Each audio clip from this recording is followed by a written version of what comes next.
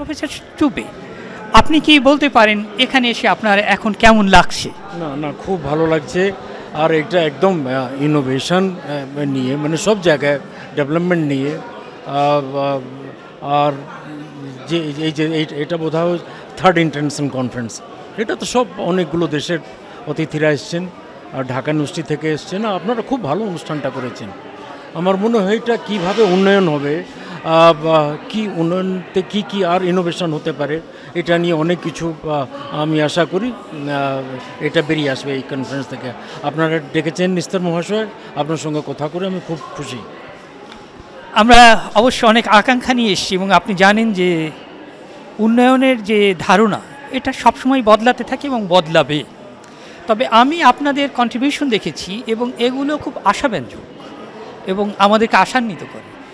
এখন এই বাংলাদেশের তরুণ এবং যারা বড় আছেন তাদের যদি সম্পর্কে আপনি সামান্য কিছু বলেন, বা এদের কাজ সম্পর্কে আপনি কী রকম ধারণা পোষণ করেন, এরকম যদি একটু বলেন। আমি আবার বলছি যে আমরা একটু পিছিয়ে আছি, এই জন্য এই আয়োজনগুলো আমাদের করতে হচ্ছে। আমরা চাই আপনাদের মতো প্রফেসররা এখানে আসুক বারবার, এবং আমাদেরকে আশান্বিত করুন, আমাদেরকে আমাদের কাজে উন্নতি করুন, উন্নয়নে সহায়তা করুন, এবং আমাদেরকে অনেক দূরে এগিয়ে নেওয়ার জন্য সহায়তা করুন। কিন্তু আমি চাচ্ছি আমাদের যারা তরুণ এবং আর এক্সিস্টিং যারা প্রফেসর বা ছাত্র শিক্ষক বা এরকম আছেন, তাদের সম্পর্কে আপনি যদি বলতেন এবং এদের কাজ সম্পর্কে। না, আপনার ইউনিভার্সিটির সব ছাত্ররা আর টিচার্সরা খুব আত্মীয়।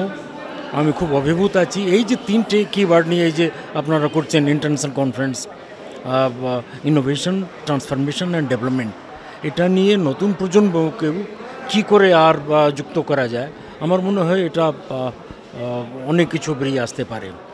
আপনার সঙ্গে কথা করে আবার বলছি আমি খুব আনন্দিত। আমি মনে করি প্রফেসর কৃপাশঙ্কর চুপের কাছ থেকে আমরা যেই কথাগুলো শুনলাম এগুলো খুব মূল্যবান, এবং এই ইন্সপিরেশন, এই যে আমাদেরকে এগিয়ে যাওয়ার জন্য এক ধরনের অনুপ্রেরণা, এটা আমাদেরকে সামনের দিকে এগিয়ে নেওয়ার জন্য অনেক কাজ করবে।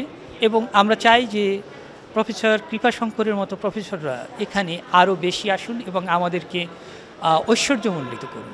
আপনাকে অশেষ ধন্যবাদ। ধন্যবাদ, ধন্যবাদ মিনিস্টার মহাশয়।